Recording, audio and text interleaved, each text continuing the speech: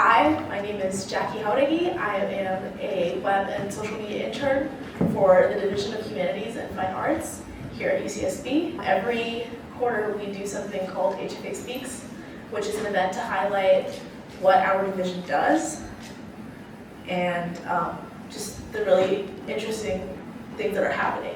For this quarter, I had decided to pick a topic that was near and dear to my heart, which is foreign languages. For context, I have taken foreign languages every quarter since I've been at UCSB.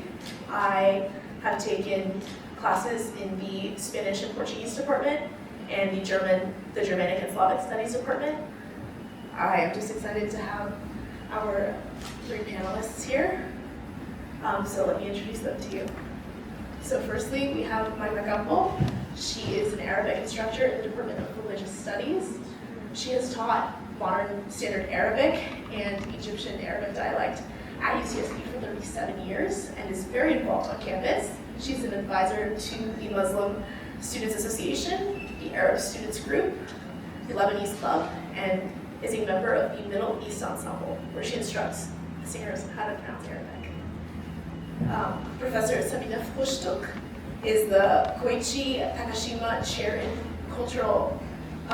Japanese Cultural Studies in the Department of East Asian Languages and Cultural Studies. She researches gender, sexuality, militarism, and children's studies in Japan. She's also the general editor of the University of California Press's The New Interventions in Japanese Studies and is the co-editor of the Journal of Japanese Studies. And last but not least, we have Professor Laura Marquez Pascual, who is the Language Program Director in the Department of Spanish and Portuguese. She's the academic coordinator of all the lower division courses in both Spanish and Portuguese. Her research focuses on Hispanic linguistics, with her most recent paper centering the study abroad experiences of language learning for heritage speakers versus second language learners. These are our three panelists.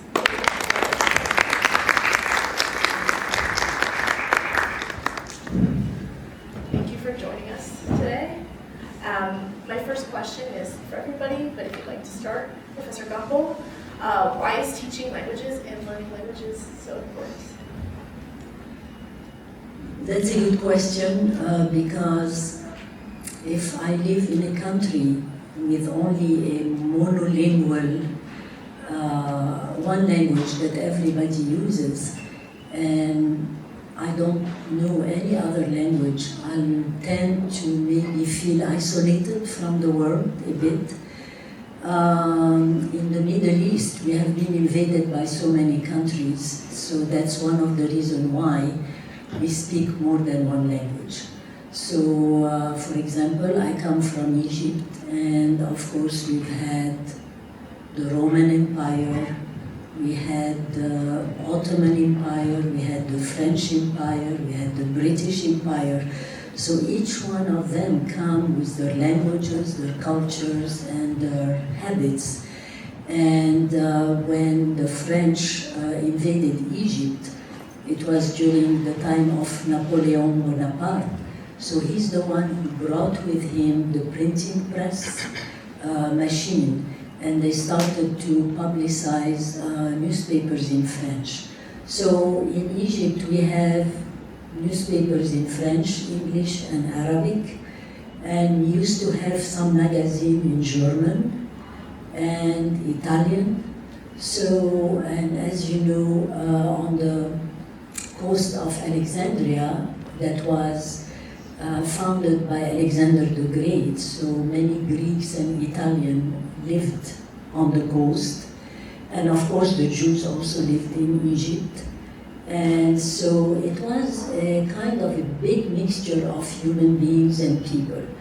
The very first schools that were for girls were at the time of the Ottoman Empire, when Muhammad Ali Pasha sent the army to France to learn the French military way of fighting, and at their head he sent an imam to lead them in prayer. And the imam was like enamored with life in France at that time, because women were very progressive. They wore open kind of clothes versus the Middle East, where women were more modestly dressed. And this is, with his return to Egypt, this is when they started to bring missionary schools. They started with French schools for girls. It was, of course, for the upper class first. But then little by little, now, at the time I was growing up, there were German schools, French schools, English schools, American schools, Italian, Armenian, Greek, and so on and so forth. So I grew up learning French and Arabic at home, and then I went to a school, a French missionary schools, where we had the three languages, Arabic, French, and English, at the same time. So it is important to learn languages in order to get to know the other. If I don't know, of course nobody can learn all the languages of the world, but by learning a language you get to know the customs, the culture, the religious beliefs, the politics, the history of a country. And when you have a group of different students from different backgrounds, especially when you teach in person, they tend to become like one entity, and they start to exchange between them and among each other the different ways of life. So, like in our classes, we have students from Arab background, we have Americans, we have from Spanish background. I've had students from all kinds of background. And the nice thing about it, to learn a foreign language, is uniting all these different backgrounds because they are learning a different type and they get to know the others. So it's important also for peace in the world. Because if something is happening in a country that I don't know anything about, I wouldn't pay much attention, I think. That's one of my answers. Thank you. Professor Campbell. Yeah, there are really a lot of different possibilities and answers to this question, but since Magda just mentioned understanding other cultures, I do recall reading Khalid Hosseini, and that was the first time that I thought about Afghanistan. And so I think there's a lot to that has to do with foreign languages and literatures. I wanted to just give you two answers to the question of why do languages matter? Why does it matter to learn and to read and speak foreign languages? One is, and this is very close to my heart, that you get to reinvent yourself.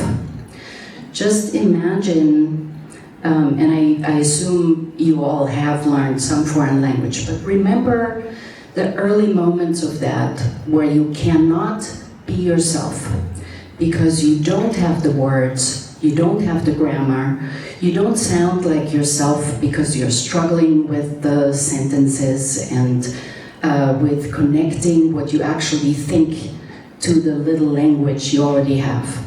So there's so much creative potential, I think, in learning a foreign language. Obviously, there are lots of rules and that one needs to learn, and you need a lot of discipline to learn a foreign language, but there's also a huge potential for creativity. That has to do with yourself.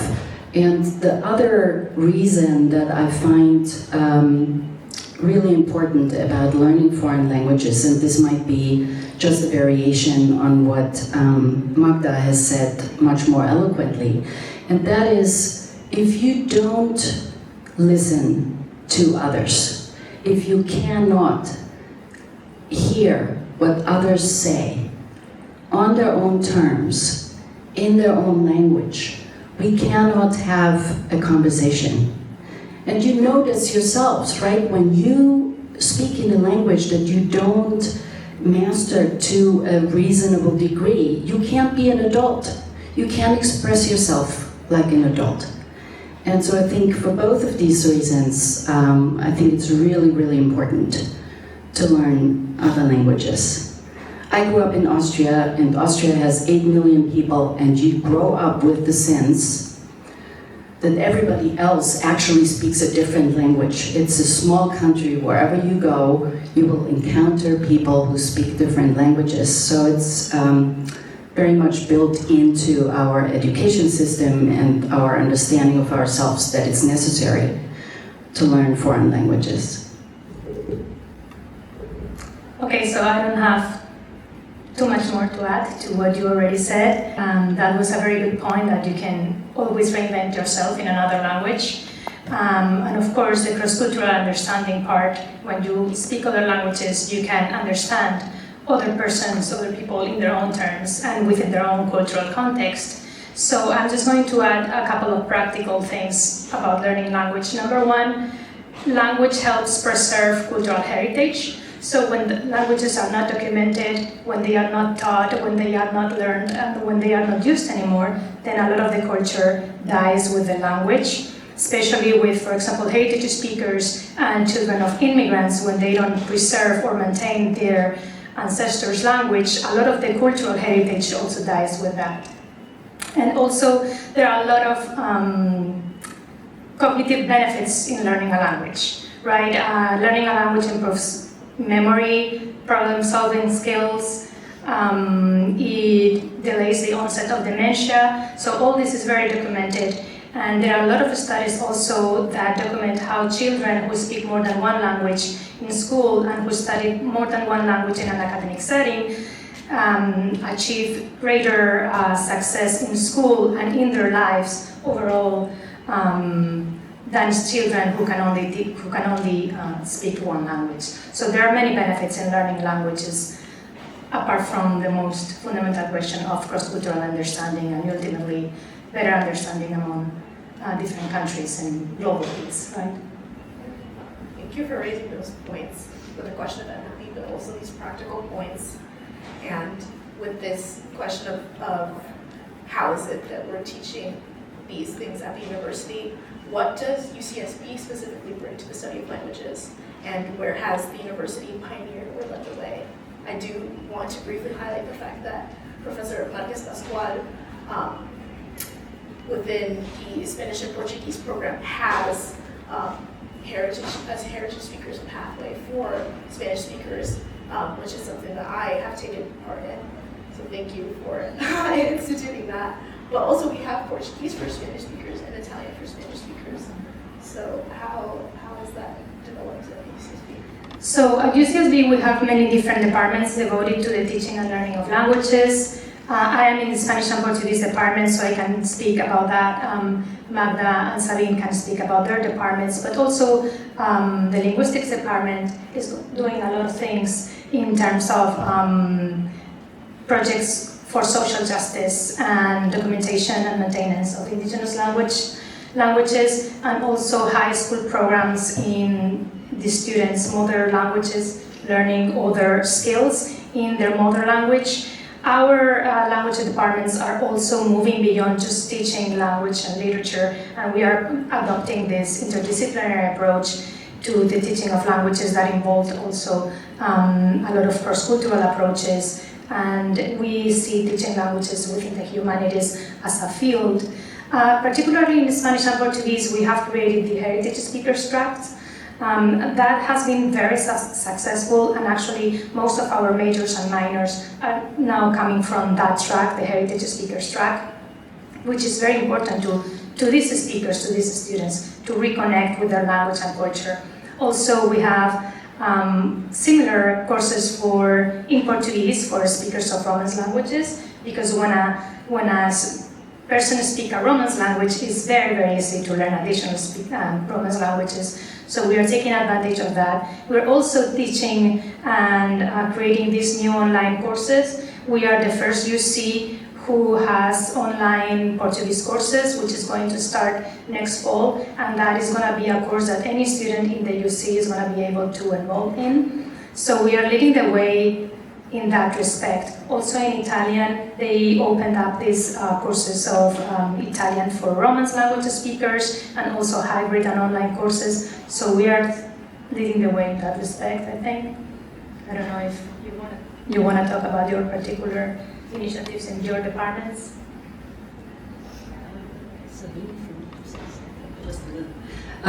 Just a few words about the language programs within the Department of East Asian Languages and Cultural Studies.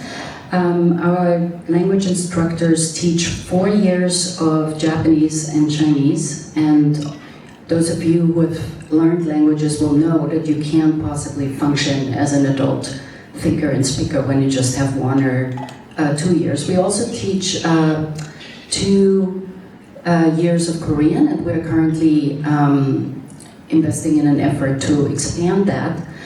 Our leader of the Japanese language program, Yoko Yamauchi, has developed a fully immersive Japanese language series of courses that brings our students together with students in Japan in the classroom, in the virtual classroom.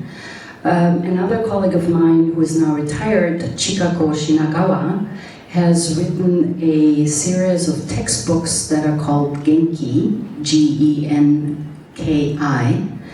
that have been sold 3 million times around the world, that are used around the world by Japanese language learners. I've just been to Singapore, found it there in the bookstore. I know it's in Vienna in the bookstore.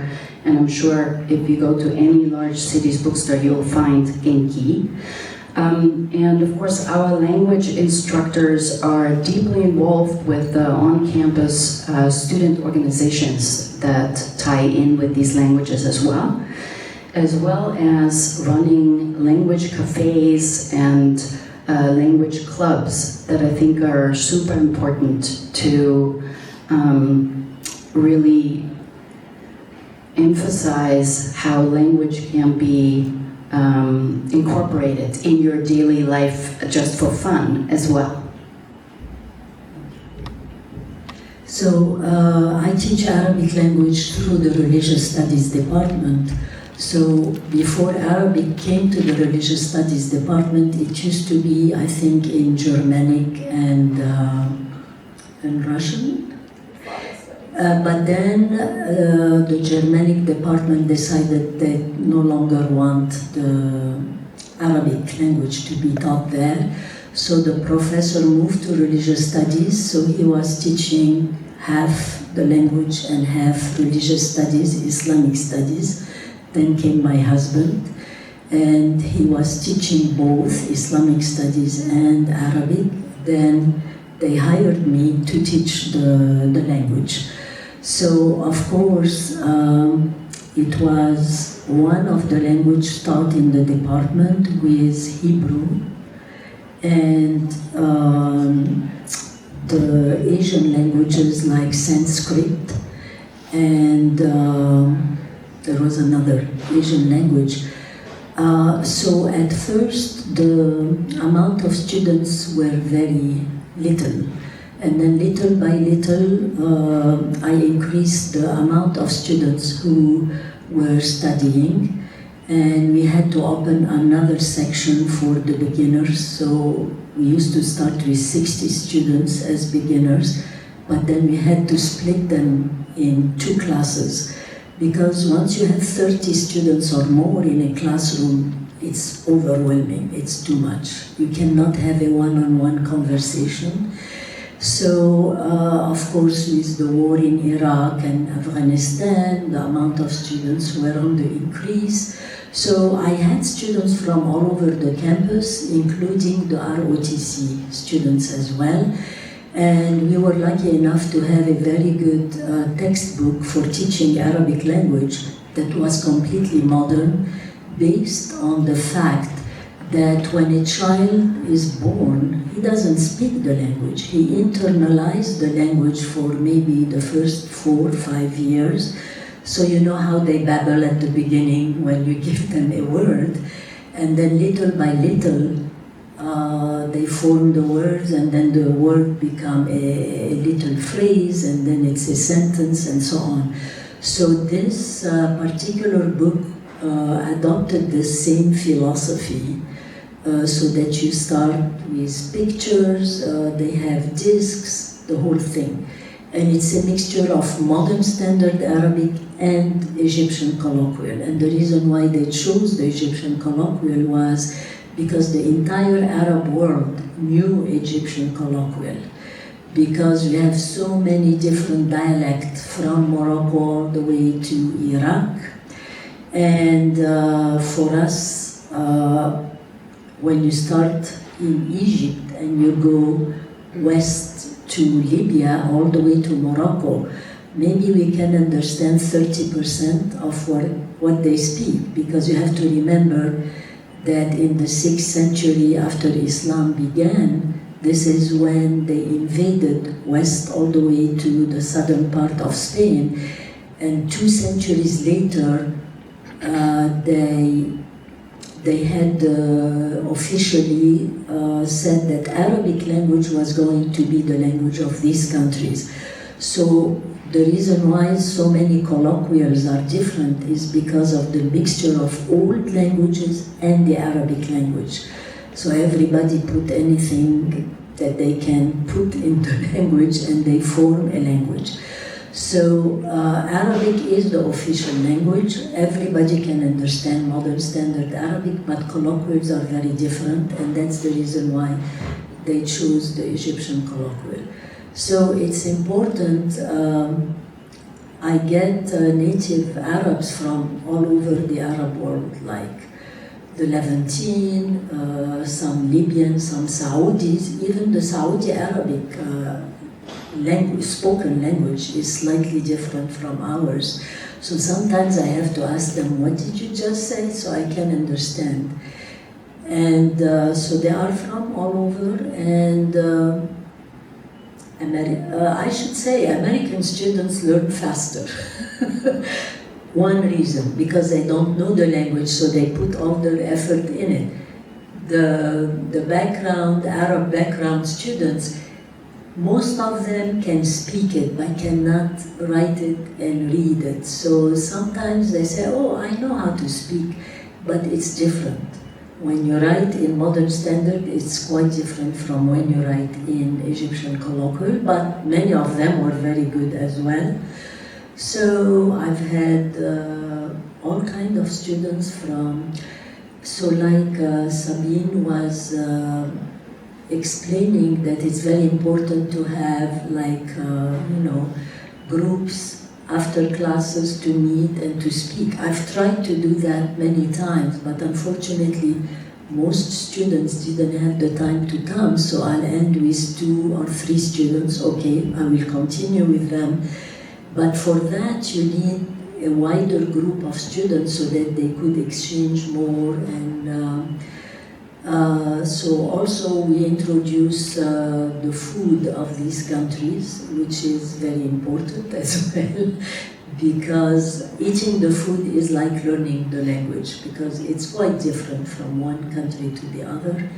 So that was my dream, to have a club that could speak Arabic, but I substituted this with extra credit for any event that is related to the Middle East.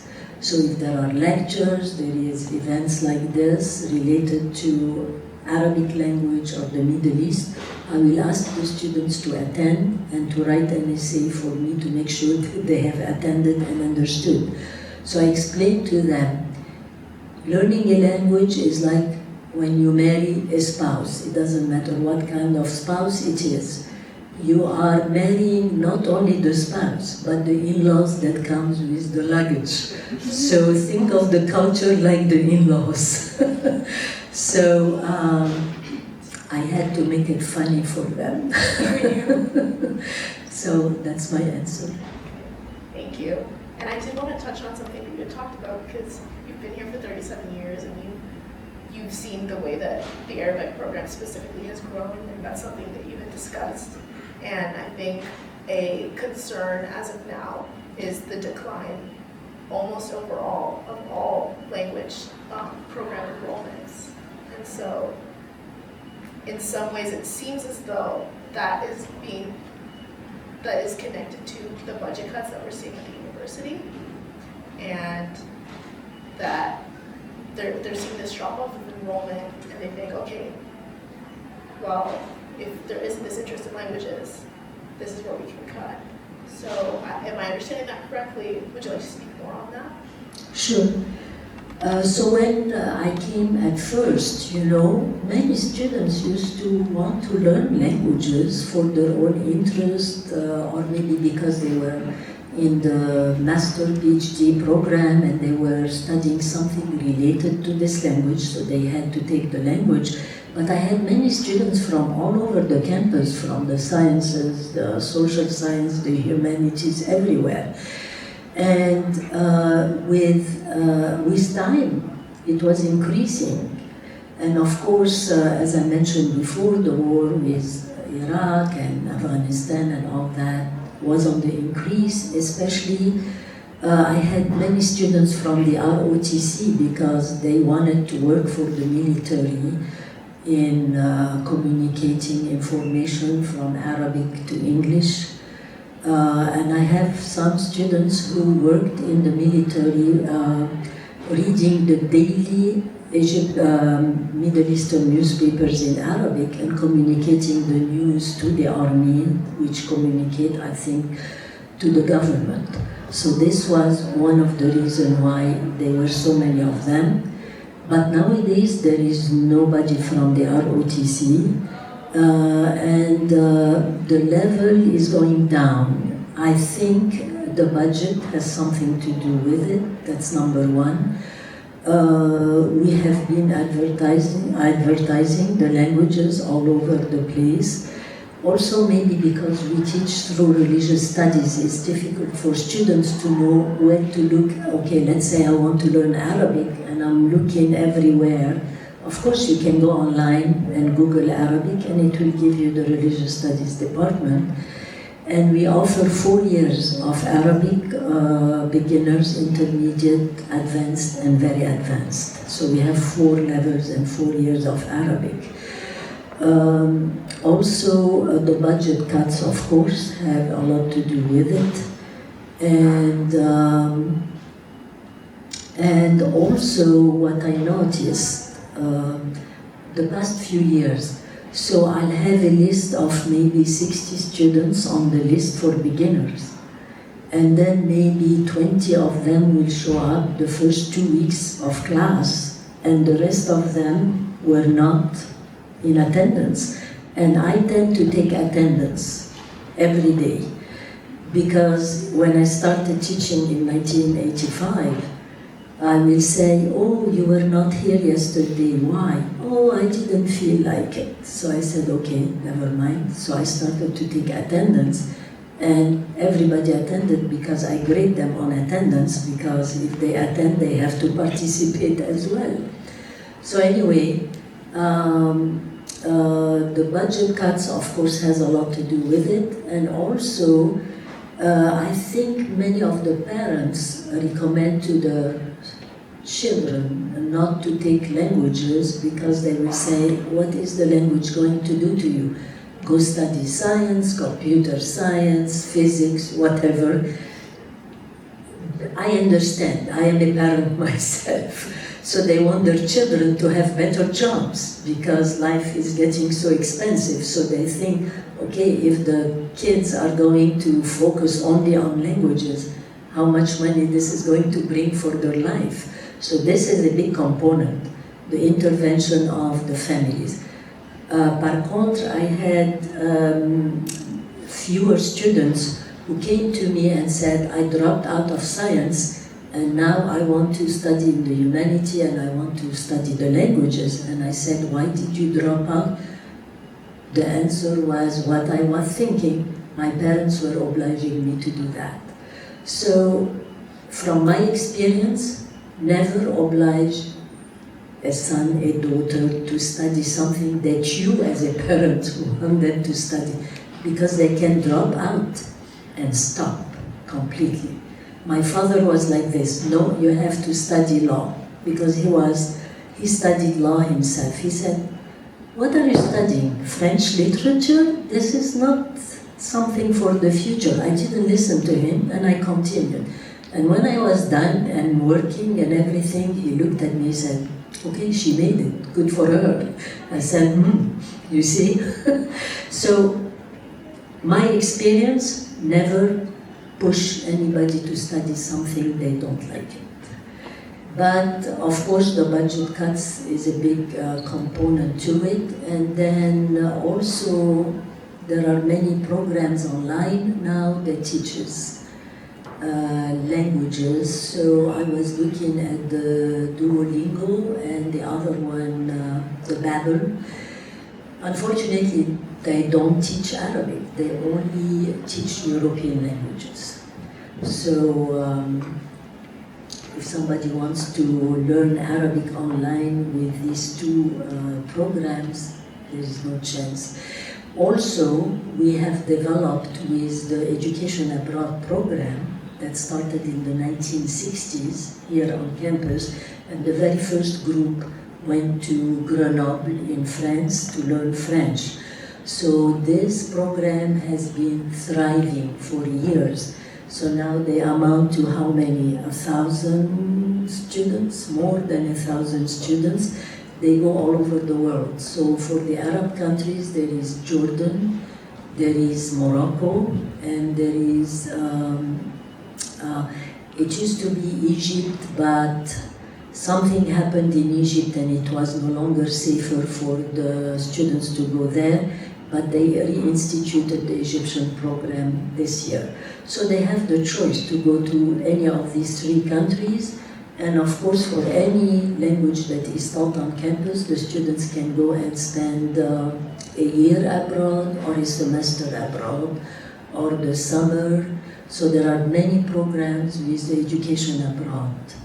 And this is a good thing for languages, if we can maybe put in contact the education abroad program with the different languages that are taught. I used to invite many of the employees to come and advertise the program in my classes. So there are 2 students who are going to go to Jordan this year. Thank you.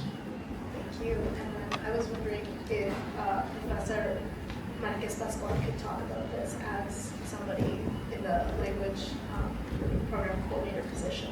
Yes, there has been a decrease in enrollments in the languages, foreign languages, in not only at UCSB, but this has been happening all across of the US. If we look at the Modern Languages Association report between 2016 and 2020, there was a decrease of 17% in enrollments in all of the languages overall, which was double the number of the decrease in US college students, which was 8%. So college enrollments have gone down, but enrollment in the languages has gone down twice as much. So this is a trend overall. This is a trend that is affecting not just the languages, but the humanities in general. And I think it is because of that, what you mentioned before, that some people do not see the practicality of learning languages. Also, you can learn languages through other resources other than attending a course at the university. That is true. A lot of people think, I can just go to Costa Rica for 3 months and then learn the language there. But so it applies to every other discipline, more or less. You can learn many other disciplines on your own without having to attend college. So I was talking to one of my students the other day in my office, and this student, I think he's studying Spanish and history or Spanish and philosophy, I'm not sure. I think Spanish and history. And I told him, you're really brave to study that, because usually people don't think those are practical majors. And my conclusion, what I told him was, just study whatever you want. If you're a good student, you're dedicated, and you have discipline, you will end up doing really well in whatever you want to learn later. Because there are many opportunities to learn anything you want outside of college. So also here in the US, it is more important to have a college degree than actually what is it that you study, because you can learn a lot through internships, and there are a lot of ways of getting other skills. And finally, I just want to communicate to students that we are not just teaching a language, period, or to parents who are paying for these students' education. We're not just teaching a language, we are teaching a way of looking at the world. We are teaching a lot of, when you learn a language, you learn a lot about different cultures, history, civilization, you learn a lot of soft skills, how to communicate with other people from different backgrounds, you learn how to maneuver, how to move around in a diverse environment. So yes, I think we have to switch our mentality and look at languages in another light. Sorry, if I may add just a couple of points.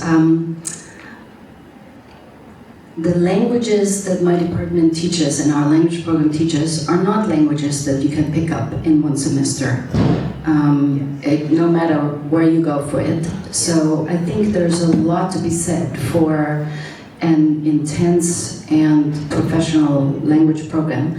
But I also wanted to maybe encourage that we actually do ask our undergraduate students why they go away from language learning, right? And of course, we only see those who are excited about the cultures we teach about and the languages that two of you teach about.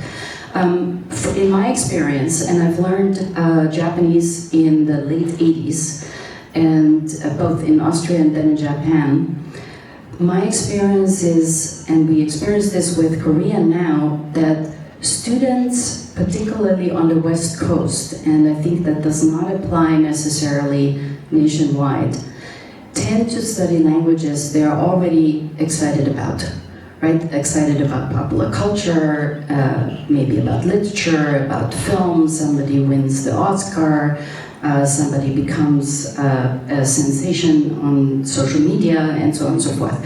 All of these reasons are perfectly good reasons, but so we had, and Japanese is very stable, in fact, because Japanese culture remains popular with the young generation, and now Korean has joined that. And so I think one of the places to perhaps intersect is precisely what the reasons are for language teaching. Can we make a shift? And I'm personally very, very worried about the decline of language learning in the United States. First of all, I think it's useful to note that this is not an international trend.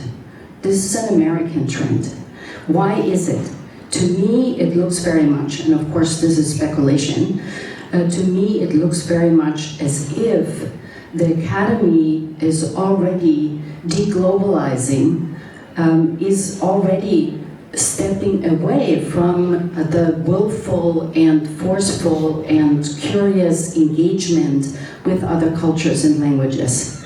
And so I think if you think about what that means for trade relations, what that means for international relations, what that means for security, what that means for really one-on-one cultural understanding, it's very, very dramatic. And this is before we have an autocratic government, okay? So we're not under an autocratic government that would work aggressively, precisely to achieve that.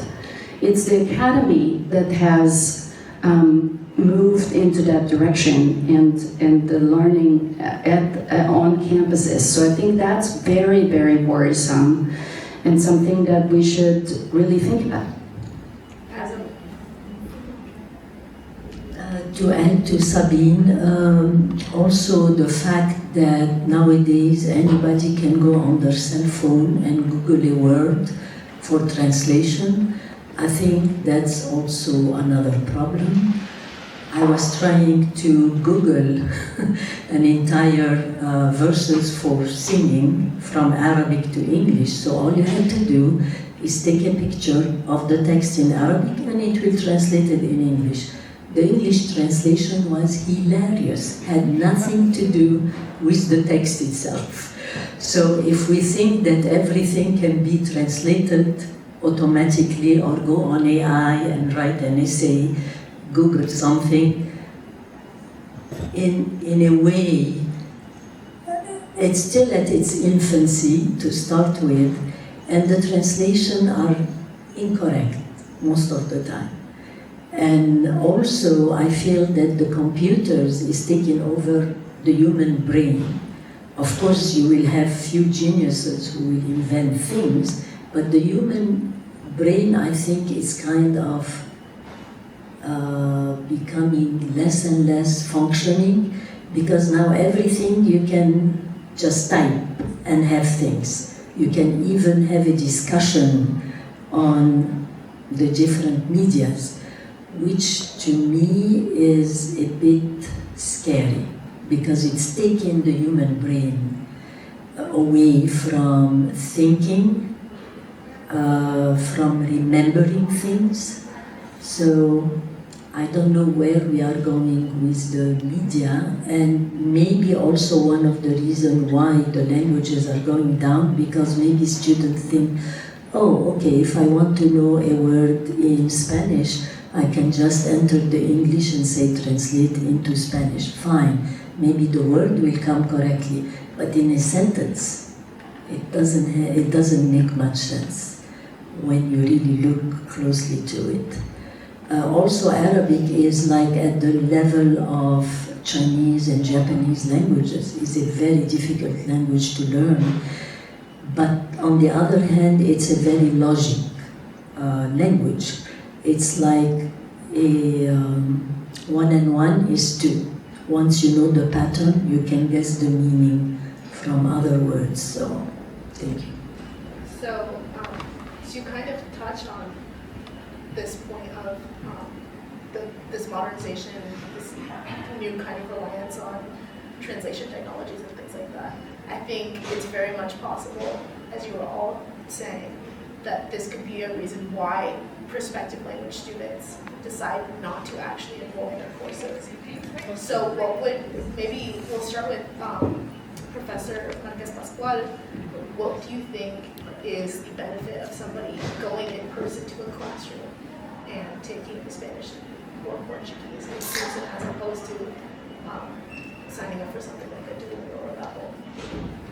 Yes, well, I think the most fundamental difference, which is the most important one, is the human connection, right? So I think these translators and artificial intelligence is actually getting very good. I use it all the time. For example, I speak Portuguese, but my Portuguese is not great.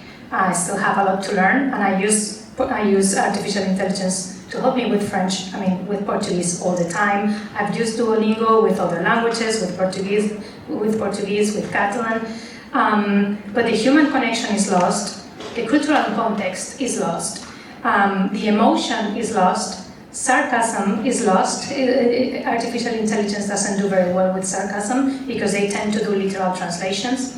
And so today, actually in my class, I was showing my students this video of this new chat, ChatGPT 4.0, it's 4.0 I think, or 4.0, and you can just talk to the telephone and they can translate between two people. We can be having a conversation with our telephone, and it will be just like a interpreter, right, on the spot, right? But a lot of it is lost in the conversation, like emotions, sarcasm. You don't get to know the person, because speaking a language, when I speak a language, is a reflection of who I am. And I am not the same person in Spanish as I am in my second language, in English, right? So, yes, you can use these tools to some extent for immediate needs, like when you are traveling. I've been in Southeast Asia, and I've used these translators, and they have helped me in many different instances, but those tools doesn't help me create deep connections with people. So I think that is what gets lost with these digital tools if you are only using them instead of really learning a language and investing the time in learning the language and everything that goes with it. I don't know if you want to add something else to that? Yeah, Professor Capo or Professor Kushtuk?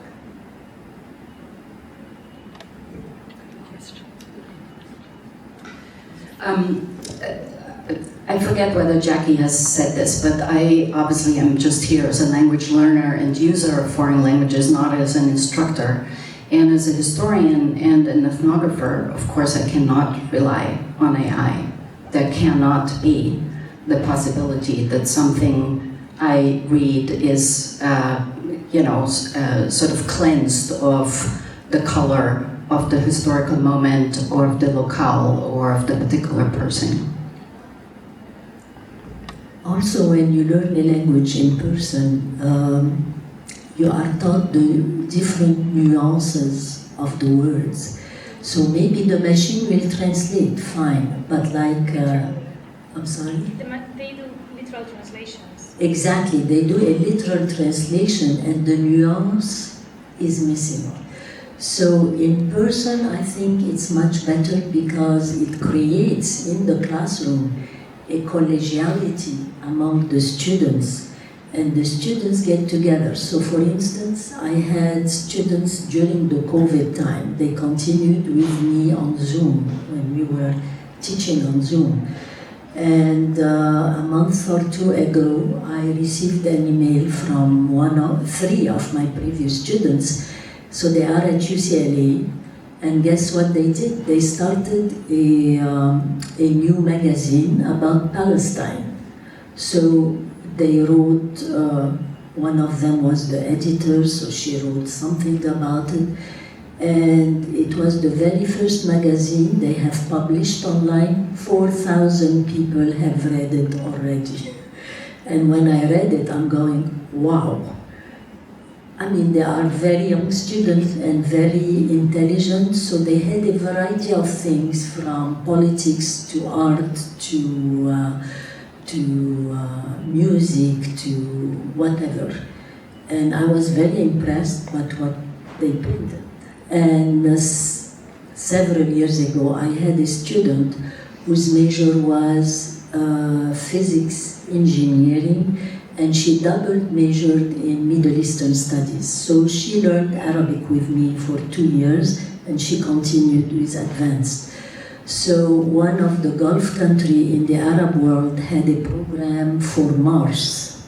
She applied for the job, and when they interviewed her over the phone, they found out that she spoke Arabic. They hired her like this.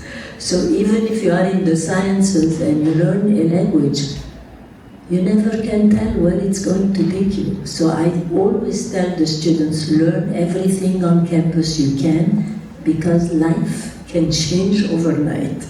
So I used to teach French back home. I came here, French was not in demand in the United States, and I had to flip to Arabic. So if I didn't know more than one language, I don't think I would have been here now. I love that. Learn everything you can philosophy. And thank you to our three panelists. Thank you so much for joining us for this conversation. Thank you so much. Thank you all for coming. I'd just like to say a huge thank you for everybody who came in person to watch us and listen to us talk. And this will be available in snippets, a recording of this talk on our website. Make sure to follow us on Facebook, Instagram, Twitter, formerly known as X, and TikTok.